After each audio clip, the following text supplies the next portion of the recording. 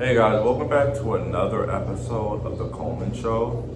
This episode, I really just wanted to feel kind of dragged and connected to a certain topic or idea.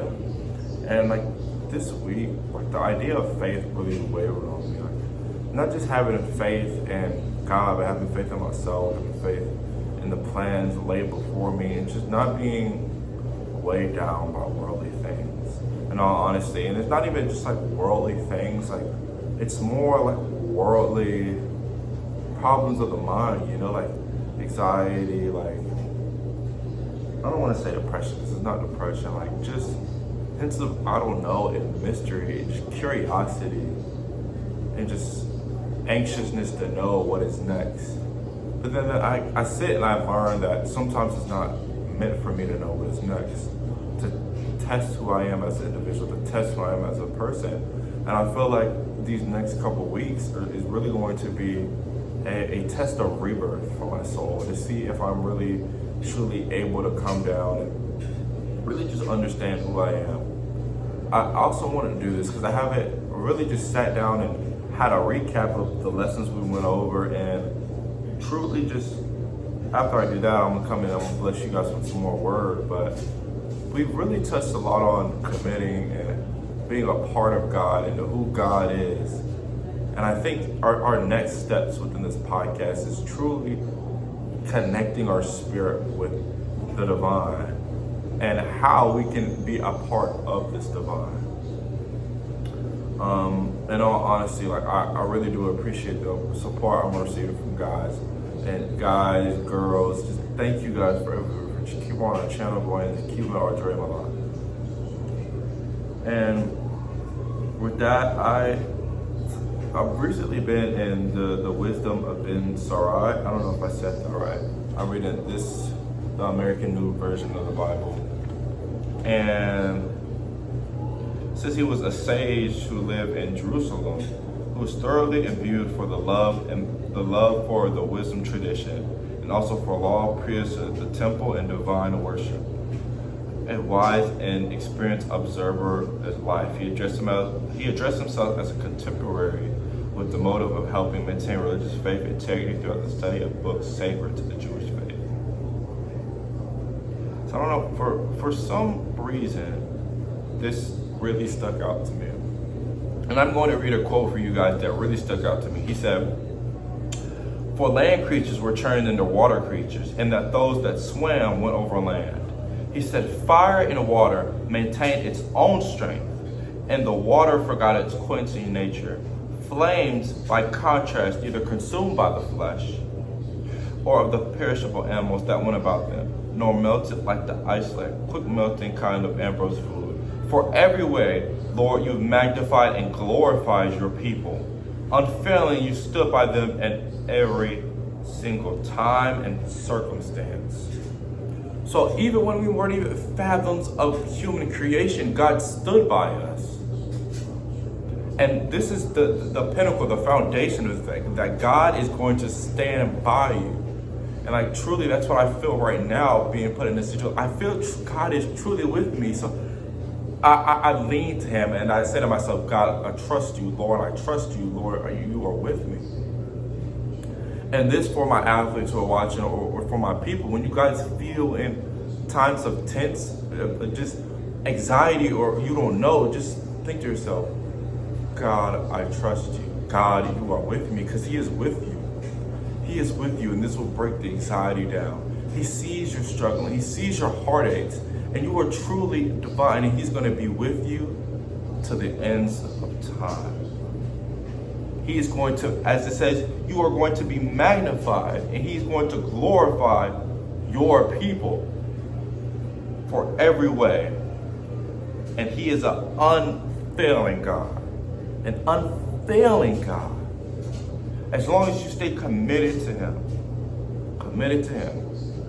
God will protect his people. And I feel like, especially with a lot of hardship, people start to lose faith. And I know I don't know, sometimes I feel like I get to repeating myself about a lot of topics and a lot about ideas, but It's really simple to say, but hard to exercise, having this unwilling faith. And just sometimes I have to just sit and look up at the sky and breathe and think to myself, what a wonderful world we live in. Regardless of the hardships, the heartache, the negativity we face as individuals, it's an amazing world that was created by an amazing God. And that gratitude just allows my soul and my heart and my mind to feel full that I was put here.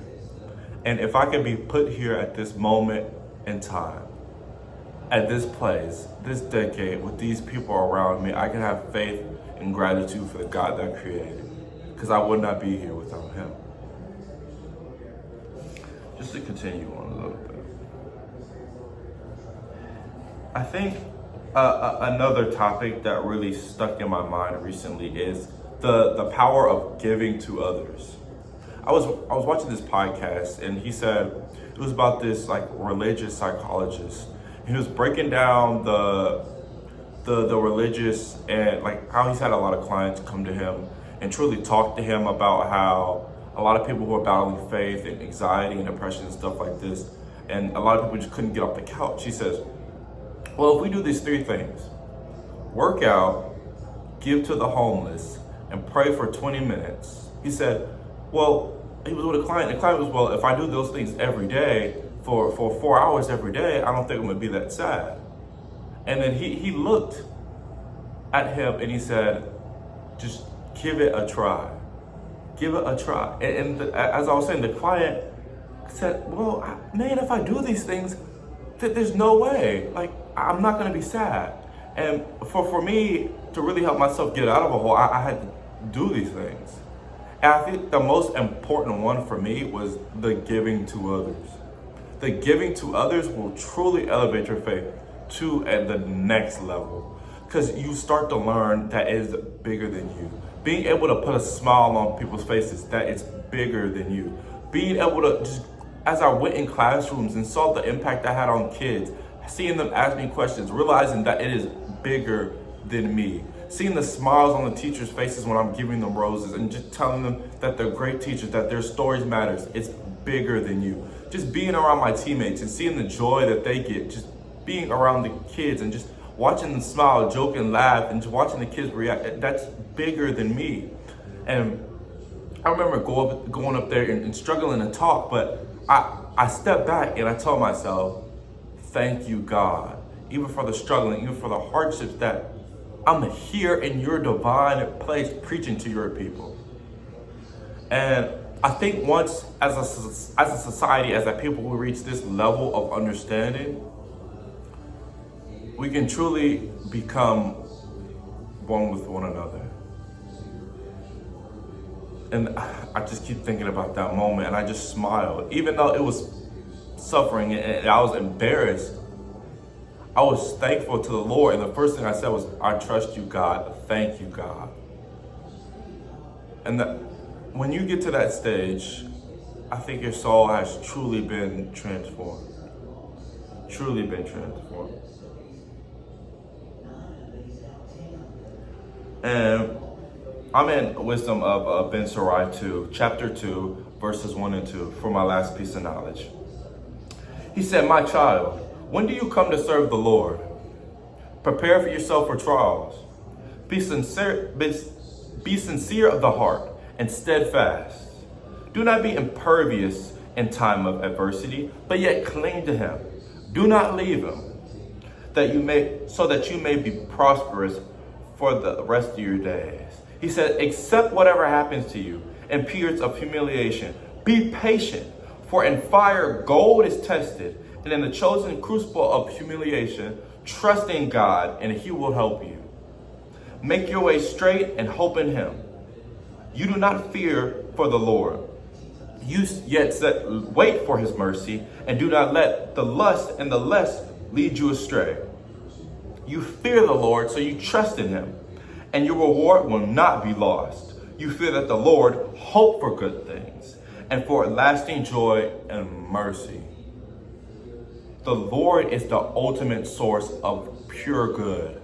the ultimate source of pure good. So when you hope and have this faith in him, he will provide.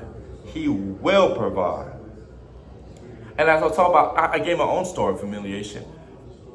When you're humiliated and when you're truly, truly hurt, feel it. And thank you, God. Trust you, God. He's building that character so he can truly give you what you are meant as a person, what you deserve. And when you try to sit here and avoid that, you're avoiding the character development that you need to get the goals you want. And the further you stray, the further your goals get. So commit yourself even to the hardships. Commit yourself and be a part of the hardships. Because, as he said, for in fire, gold is tested. And just like diamonds, the rarest diamonds are always found at the bottom of the rust.